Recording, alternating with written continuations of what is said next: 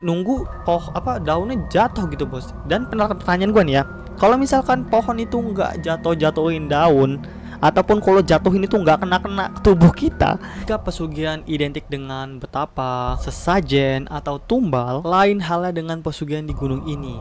Pasalnya yang harus dilakukan pelaku pesugihan adalah Assalamualaikum bos, welcome back to Hype. Oke, dan di video kali ini gue bakalan ngebahas gunung bos. Tapi bukan gunung biasa bos. Ini kalau biasanya nih ya, orang naik gunung itu mencari view, terus menantang adrenalin sama instastory kan biasanya.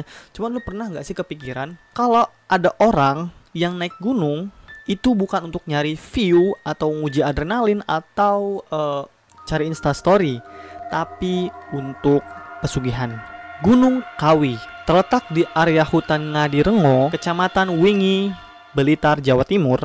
Siapa sangka gunung ini terkenal hingga mancanegara bos. Kabar yang beredar, banyak warga asing seperti Singapura, Malaysia, Myanmar, serta Tiongkok sering berziarah untuk berbagai kepentingan. Meskipun sampai sekarang belum ada data yang valid berapa orang yang menjadi kaya karena ritual pesugihan di gunung tersebut, tapi banyak kabar yang beredar tentang beragam cara ritual di gunung tersebut. Hal yang paling terkenal yaitu melakukan tapa brata, menunggu jatuhnya daun dari pohon dewa daru.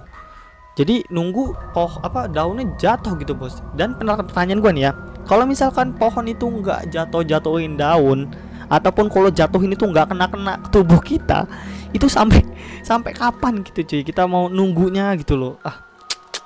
Mereka percaya bahwa saat daun tersebut jatuh mengenai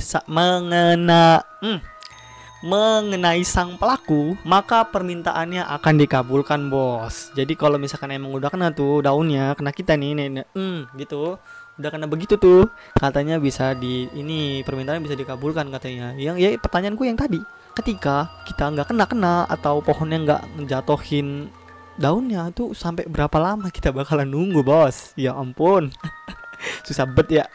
Gunung Lawu, gunung yang terletak di Magetan, Jawa Timur, memiliki pemandangan yang sangat indah dengan telaga Sarangan di tengahnya.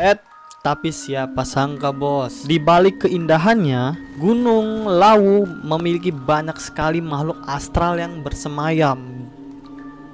Jadi banyak yang tinggal di gunung itu mungkin ya, seperti macan gonggor, genderuwo, kuntilanak, tuyul, wewe gimbil, dan lain sebagainya bos. Ada beberapa ritual yang harus dilakukan pelaku pesugihan di sana. Ketika ingin mendapatkan sesuatu di sana, mereka harus membawa berupa dupa, ayam cemani, dan berbagai macam bunga. Sesajen tersebut diletakkan di dalam gua yang terletak di kaki Gunung Lawu bos. Jadi di kaki gunungnya malah ya, guanya nanti diletakin di situ sajennya. Mitosnya lagi bos, pesugihan di Gunung Lawu ini selalu meminta mahar nyawa atau tumbal. What gitu, jadi demi kekayaan harus ngasih nyawa orang gitu atau tumbal? Seriously, udah dosa karena syirik, musyrik, ini tambah lagi bunuh orang cuy. Dan mahar tumbalnya ini harus salah satu keluarga dari pelaku pesugihannya untuk dijadikan budak di kerajaan gaib Gunung Lawu. Jadi ya nggak usah lah gitu ya, keluarga kita harus ditumbalin, udah gitu dijadiin budak di kerajaan Gunung Lawu. Ngeri betul, udahlah nggak usah lah ya.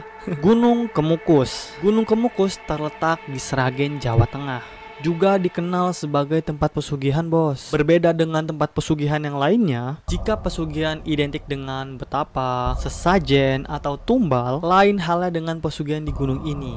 Pasalnya yang harus dilakukan pelaku pesugihan adalah melakukan hubungan intim dengan lawan jenis yang belum pernah ia temui sebelumnya. What? Gitu, jadi wah. Ini berbeda sih, ini berbeda dari yang lain-lain sebelum-sebelumnya gitu. Kalau sebelumnya kan tentang tumbal, sajen, betapa, ini beda sendiri bos. Tapi ini udah jadi rahasia umum di sekitar Gunung Kemukus bos. Tapi ada juga yang berpendapat itu cuma prostitusi yang berkedok pesugihan gitu bos. Jadi ya lu bayangin, berbeda banget kan. sama yang ritual sebelumnya itu ngapain coba, kan aneh gitu. Gunung Gede, gunung yang terletak di Cibodas, Jawa Barat ini ternyata juga dipercaya sebagai tempat pencari pesugihan atau pencari kekayaan. Mitos yang beredar, ada ritual yang dinamakan muding seuri, yaitu ritual yang harus menjadikan anak pelaku itu sebagai tumbal. Anak sendiri loh dijadiin tumbal, bos. Jadi mereka harus menerima kalau wajah anaknya itu jadi cacat, bos. Kebanyakan setelah melakukan ritual ini, sang anak yang dijadikan tumbal akan jadi sumbing, bos. Jadi ngerelain gitu demi kekayaan anaknya jadi sumbing gitu. What the fuck?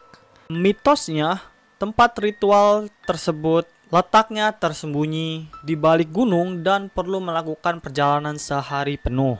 Konon, ritual di Gunung Gede hanya akan manjur jika dilakukan pada bulan purnama, bos. Jadi, kalau misalkan nggak bulan purnama mungkin nggak manjur ya mungkin ya. Karena akan manjur karena ketika dilakukan di bulan purnama, bos. Gunung Wijil. Selain dikenal sebagai tempat wisata, Gunung Wijil juga menyimpan sederet peristiwa misterius di baliknya. Terletak di Kabupaten Klaten, Jawa Tengah, banyak yang percaya Gunung Wijil dijadikan sebagai tempat untuk melakukan pertemuan dengan penunggu di Gunung Wijil, yaitu Buto Ijo. Dan kita semua tahu bahwa Buto Ijo itu makhluk mitologi asli Indonesia, bos. Konon katanya ada ganjaran saat menyerahkan diri ke Buto Ijo, yaitu dengan memberikan tumbal nyawa yang bisa dimanfaatkan oleh Buto Ijo. Menurut kalian gimana nih, bos? Yang bisa dimanfaatin Buto Ijo itu yang gimana gitu? Apa harus manusia atau hewan juga bisa? Kalau kuda ya misalkan ya, kuda kan bisa tuh dimanfaatin jadi kendaraan ya kan? Atau harus manusia gitu dijadiin budak ya? Tapi ya udahlah gitu ya. Pokoknya jangan pesugihan, bor. Udahlah gitu ya. Udah musyrik gitu. Aduh, dosa yang gak diampuni itu, bor. Udahlah ya, oke? Dan itulah 5 gunung di Indonesia yang terkenal sebagai 4 pesugihan, bos. Kalau kalian suka sama video ini, kalian bisa like, komen, dan subscribe. Kalau kalian gak suka, kalian bisa dislike.